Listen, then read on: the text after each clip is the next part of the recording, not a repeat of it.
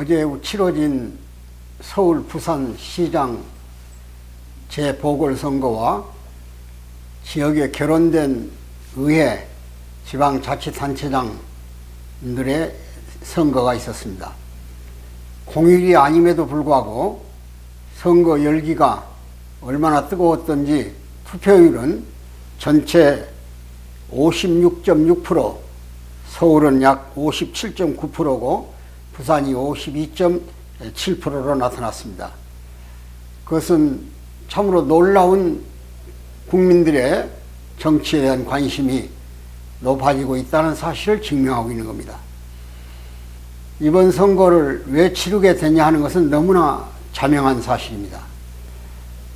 부산시장 오거돈 시장의 여직원 성추행 사건으로 인해서 스스로 시장직을 사임했고, 또 이어서 박원순 시장 여직원 성추문으로 고통받았던 여직원이 사실을 폭로함으로 인해서 박원순 시장은 스스로 목숨을 끊고 말았습니다. 이 결과 치러진 선거는 선거 비용은 각 자치구가 500억 내지 800억 돈을 들여서 선거를 치른 것입니다. 이 선거에는 여당이 마땅히 후보자를 내서는 안 되는 선거였습니다. 그럼에도 불구하고 이 선거가 대단히 내년도 대선에 큰 영향을 주기 때문에 여당은 스스로 당규를 바꿔서 선거에 출마를 시켰고, 양당 구도의 선거는 대단히 치열한, 정말 예측이 불허한 모든 시민이 관전할 수 있는 그런 선거로 치닫고 말았습니다. 그러나 결과는 우리 국민 모두가 잘 알다시피 서울 오세훈 후보가 박영선 후보보다 약 20% 이상을 득표 더했고, 부산은 박영준 후보가 김영춘 후보를 거의 더블로 승리함으로 인해서 이름하여 야권 단일화가 된 소위 국민의힘이 이번에 서울시장과 부산시장을 차지하게 됐다고는 사실입니다.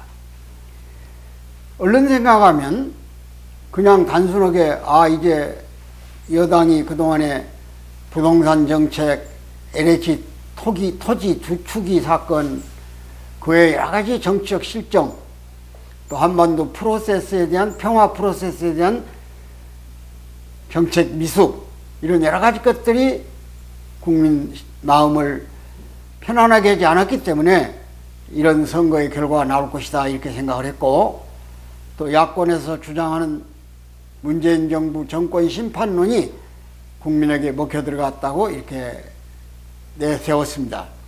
근데 사실 그런 근거도 우리가 찾아볼 수 있습니다. 그러나 제가 얘기하고 싶은 것은 이 선거를 통해서 대한민국의 민주주의를 가늠해 보게 됐다는 사실입니다. 민주주의, 국민이 주인 되는 정치제도죠. 주권은 국민으로부터 나온다고 우리 헌법이 명시하고 있습니다.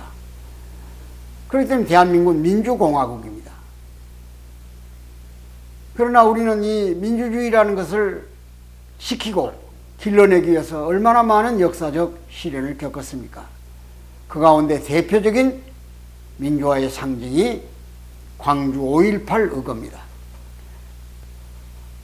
그 외에도 민주주의를 쟁취하기 위해서 많은 희생자들이 마산 의거라든지 부산 의거라든지 이런 일들이 있었습니다. 그래서 저는 늘 주장하기를, 민주주의를 어떻게 하는 것이 민주주의인가를 설명할 때 이 세 가지를 들었어요. 하나는 투표를 통해서 주권이 이양되는가, 첫째가 주권을 옮길 수 있는가, 투표를 통해서. 과거에는 투표하고 개표가 다릅니다. 저 섬 같은 데서 투표함을 싣고 오면 바꿔치기를 한다든지, 또 강원도 산골 같은 데서는 동네 의장이 사람을 몰고 가서 투표소에 가서 지켜주면서 누구한테 찍으라고 해가지고 찍어서 심지어 99%까지 투표율을 높이는 그런 불상스러운 일들이 있었습니다. 또 지금도 그런 후진국들이 있을 겁니다. 그러니까 민주주의의 첫 번째 조건은 선거를 통해서 주권이 자유롭게 이동할 수 있는가, 권력이 이동할 수 있는가 하는 문제입니다. 두 번째는 현 정부를 비판하고도 그 자리에 서 있을 수 있는가 하는 문제입니다. 다시 말하면 언론 집회 결사의 자유가 자유롭고 어떤 얘기를 해도 크게 범위를 벗어나지 않는 한 신체적 구속이나 제재를 가해서는 안 된다 그런 얘기입니다. 근데 우리나라는 뭐 여러분이 잘 알다시피 광화문에서 집회할 때 대통령에 대한 정말 낯뜨거운 말들을 적어놓고 뭐 구속하라, 체포하라 별소리 해도 정부가 별 신경을 안 씁니다.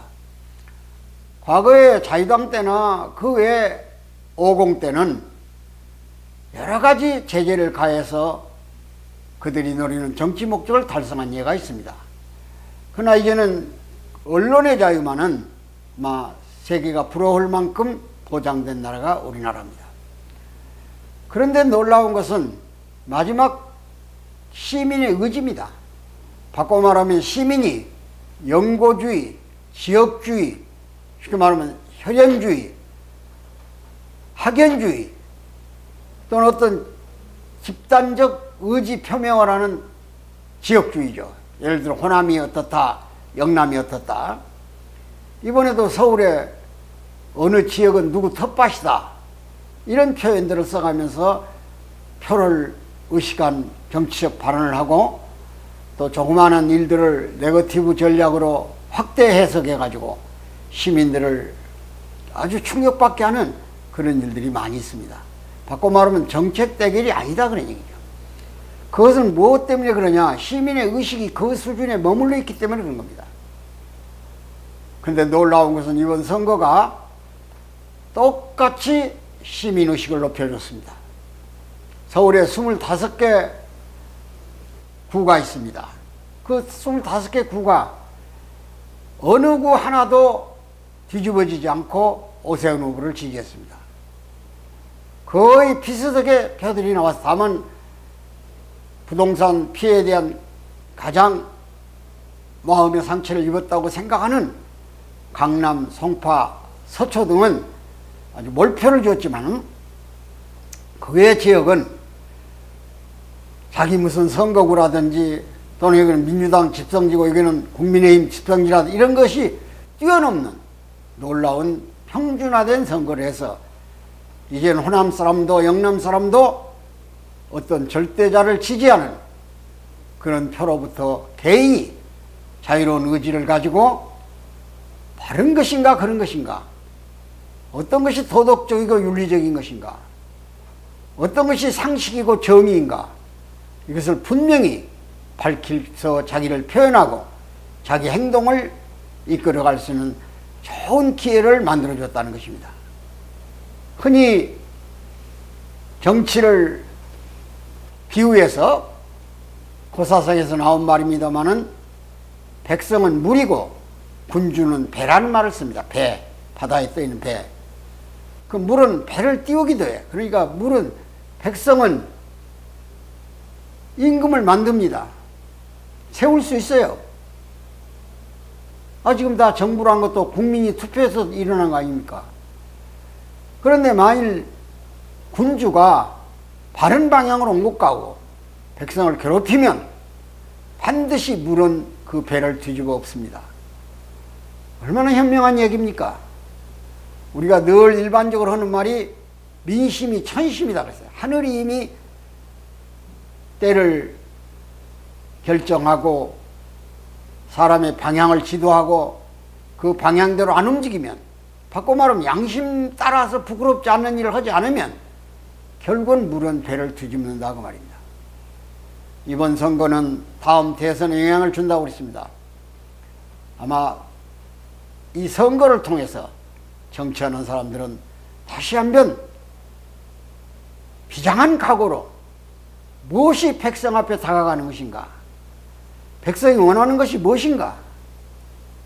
지금 여당은 지난번 선거에서 180석을 국민이 주었더니 그것을 마치 독재 도구로 알고 전횡을 휘두르는, 야당의 협조 없이 무조건 법안을 통과시키는 이런 일들이 예사로웠습니다. 그리고 백성의 일자리, 국민이 원하는, 지금 코로나 때문에 고통받는 소상공인들, 개인사업자, 하루 벌어 하루 먹는 사람들의 고통에는 관심이 없고 오직 장기적 정치 구도를 그리기 위해서 가지가지 법을 만들어가지고 기업을 지금 도와줘도 모자란 판에 기업에게 위협을 가하는 그런 법들을 만들어가지고 기업들이 유축돼가지고 기업을 외국으로 옮기려고는 그런 흐름이 있다는 것도 저희는 잘 알고 있습니다. 아직 코로나의 터널은 지나지 않았고 우리 국민의 민주의식은 높아졌습니다. 이제 드디어 영고주의, 지역주의, 학연주의 또는 여러 가지 형태의 집단주의가 정당한 가치를 상실할 때는 무자비하게 국민이 분노한다는 것을 이번 선거에서 분명하게 보여줬습니다. 그렇다고 해서 야당이 좋아서 지정은 건 아닙니다. 바꿔 말하면 야당의 당선자들이 같이 말했듯이 반사이익이라는 겁니다. 반사이익. 거기다가 투표를 안 하면 그나마라도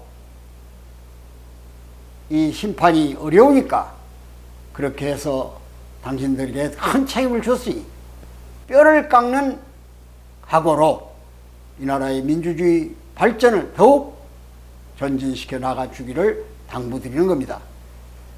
참으로 백성은 위대합니다. 국민은 위대합니다. 우리 민주주의는 많이 성장했습니다. 이런 기쁜 소식을 여러분에게 전해드리고 싶어서 오늘 방송에 여러분 앞에 말씀을 드리고자 싶었던 겁니다. 우리는 지난 미국의 선거를 잘 지켜봤습니다. 미국은 민주주의의 성공한 나라 중에 하나고 200년이 넘도록 헌법을 안 바꾼 나라입니다. 대단한 자부심을 가지고 있죠.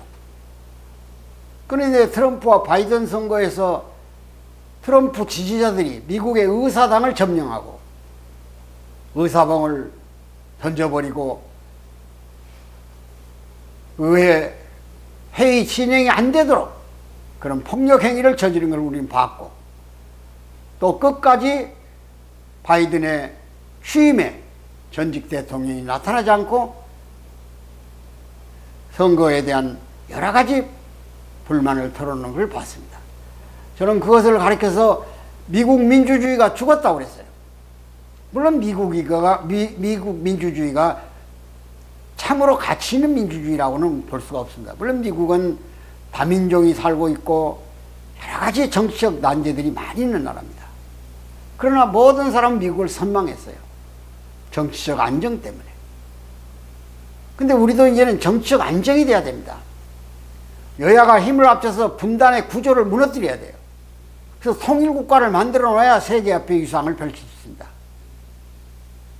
지금 미국이 우리한테 요구하는 쿼터 가입 문제, 중국이 자기 편으로 끌어들이려고 하는 전략 전술, 북한의 핵무기 위협, 일본의 군국주의 부활, 우리 주변이 심각합니다. 모든 국민이 일치단결해가지고 과거 유성룡 선생이 썼던 진비록에서 지적했듯이 유비무한 사전에 준비가 없이는 당합니다. 지금 우리는 강한 나라가 됐고 경제적 부국이 됐습니다. 뭐 일본이 우리 못 따라갈 정도의 나라가 됐어요. 큰 소리 칠만 하죠. 그러나 이것으로서 안보가 되는 건 아닙니다. 나라가 없으면 죽을 자리가 없습니다. 안중근 선생이 외친 말이 그 말 아닙니까? 오직 나라를 위해서 몸을 바친다. 위국헌신. 결의사회, 결의사명. 이익을 보거든 그 이익을 멀리하고 이익에 가까우면 그를 쫓아라고는, 의로움이 가까우면 그를 쫓아라고는 그런 위대한 말씀들을 몸에 새기면서 다시 한번 이 기회에 여야가 하나가 되고 국민이 이론적 갈등으로부터 이념적 갈등으로부터 벗어나가지고 민족의 해방, 조국의 해방, 더 나아가서 통일된 대한민국, 평화로운 대한민국을 만들어서 세계 앞에 우리의 문명을, 태평양의 중심 문명을 한번 일궈 나가는 이런 시대가 열리기를 간절히 기대하면서 오늘 제가 한국 민주주의 승리를 오늘 여러분들에게 말씀드렸습니다. 대단히 감사합니다.